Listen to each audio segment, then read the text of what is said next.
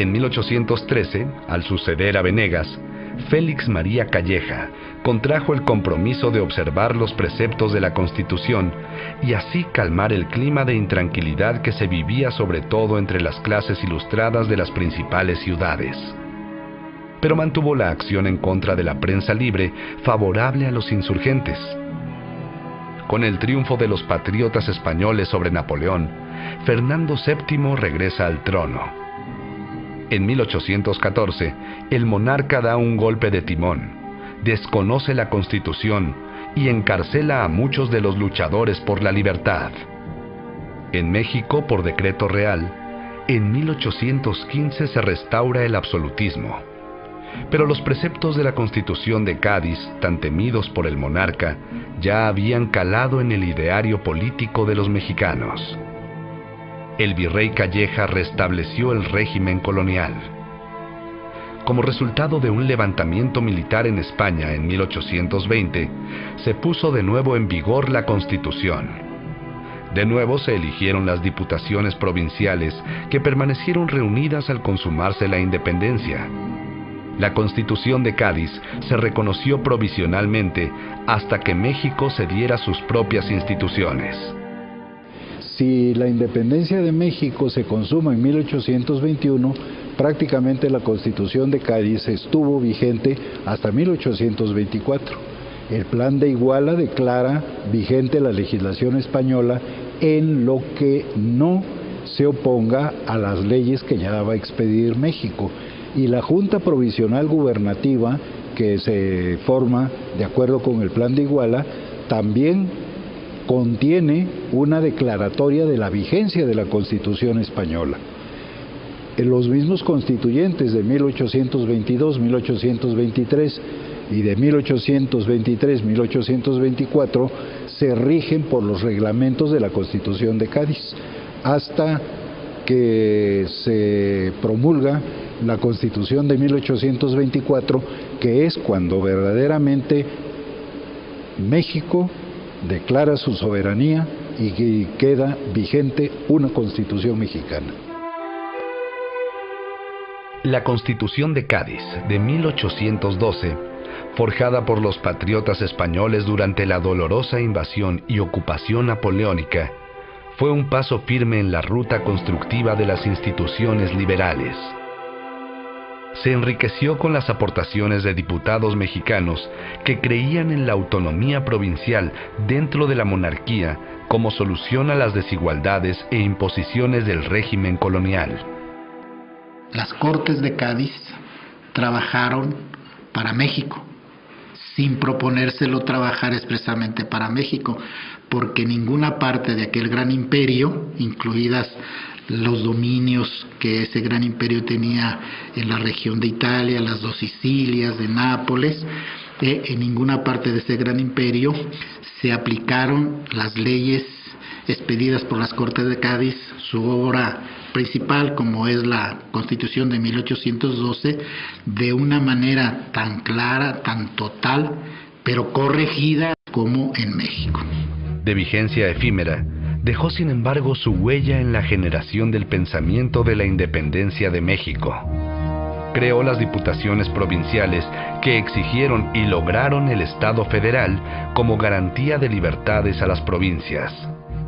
Su articulado fue adoptado por las primeras constituciones de los estados federados mexicanos. Sentó las bases de la autonomía provincial, que se configuraría en un Estado federal en la Constitución de 1824. Sembró la idea de la defensa de la ley suprema frente a los abusos del poder. Delineó las bases del sistema electoral que quedaría vigente durante decenios. Algunas de sus disposiciones quedaron olvidadas. Otras se insertaron y diluyeron en el caudal normativo y se fundieron con elementos propios. Otras permanecieron aclimatadas y subsisten. La Comisión Permanente del Legislativo, el privilegio parlamentario y el refrendo de los actos del Ejecutivo permanecen en nuestra Constitución. Si vemos nuestra Constitución el día de hoy, la Comisión Permanente desempeña funciones importantísimas, y no solamente eso, sino que se le ha reforzado y es un mecanismo pues esencial ya al funcionamiento de todo nuestro sistema. Proviene de la Diputación Permanente de Cortes de la Constitución de Cádiz, lo que se le llama comúnmente el privilegio parlamentario, que es la inmunidad que tienen los legisladores respecto a las opiniones que manifiestan en el ejercicio de su encargo. Proviene de Cádiz, e inclusive el verbo reconvenir, no podrán ser reconvenidos por sus opiniones, es exactamente el texto de Cádiz, se conservó incluso hasta el término. Eso indica pues que la influencia de Cádiz fue más allá del simple texto jurídico, es decir, en alguna forma se recogió por la tradición política y ha quedado dentro del constitucionalismo mexicano, pero yo diría que ha quedado también dentro del ideario político mexicano. Cádiz es mucho más que un documento constitucional. Cádiz de entrada es la primera oportunidad que tienen los americanos de expresarse y participar políticamente en un imperio. Tuvo influencia en Portugal, tuvo influencia en Italia, tuvo influencia incluso en Rusia, ¿no?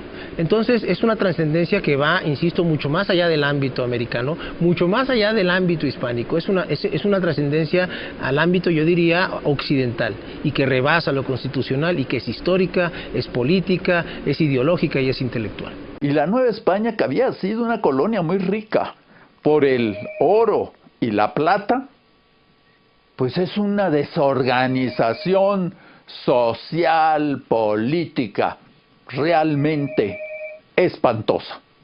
Guerras fratricidas, invasiones extranjeras, el imperio de Maximiliano, y todo esto tiene su raíz en cómo se logró la independencia de México en 1821 como reacción al miedo que causaba la Constitución de Cádiz. Hay que recordar que la primera Constitución cercana a nosotros, culturalmente y jurídicamente, que estableció la felicidad como un objetivo, fue la Constitución de Cádiz.